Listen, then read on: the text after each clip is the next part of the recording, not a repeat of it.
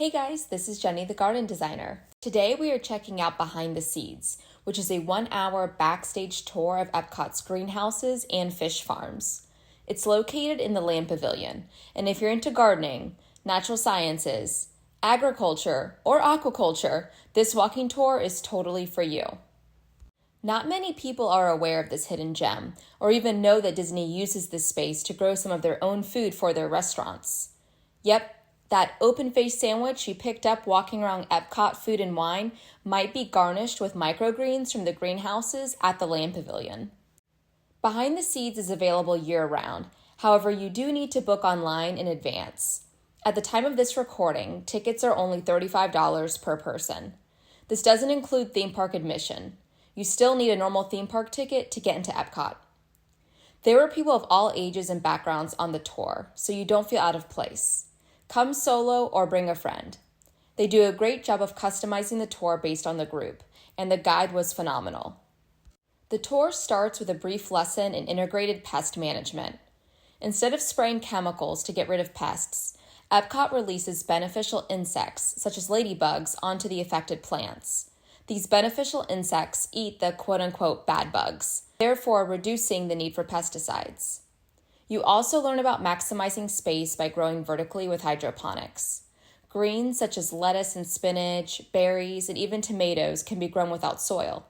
These plants not only survive, but thrive off only water and a liquid feeding solution. There are a ton of benefits to both growing vertically and hydroponically. Growing vertically helps reduce issues with animals eating food crops. It also reduces the spread of plant pathogens, as these pests and diseases typically live in the soil. It also takes less water.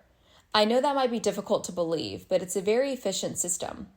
And of course, growing vertically takes up less square footage, which appeals to both the commercial and backyard grower. Aquaponics, aka fish farming, was one of my favorite things to learn about. It's a combination of hydroponics and aquaculture.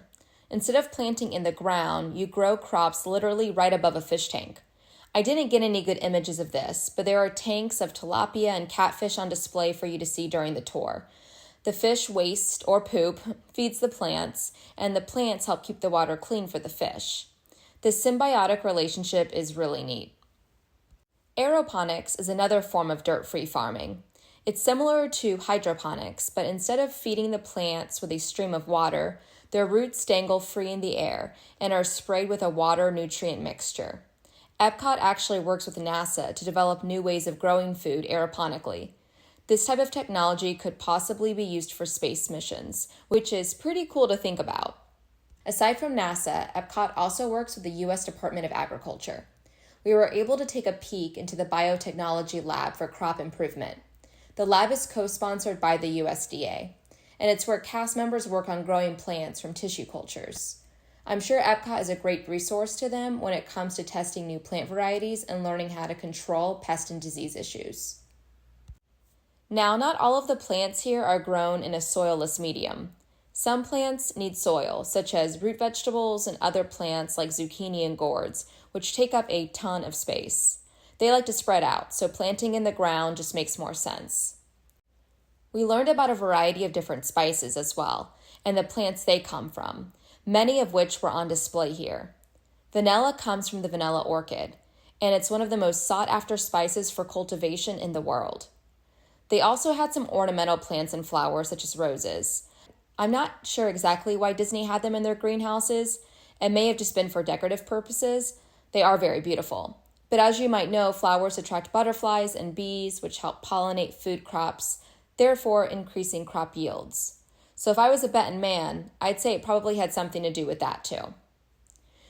I really enjoyed Behind the Seeds. It's very engaging and informative. The hour zipped by. Definitely one of the coolest things I've done at Disney, period. I learned a ton, and it's always neat to take a peek behind the scenes, especially with something like this. If you're interested in plants on any level, I highly recommend this tour. It truly is a hidden gem. And on that note, that's all we have for you today. Thanks so much for watching, and until next time, here's your reminder to create the world you want to live in.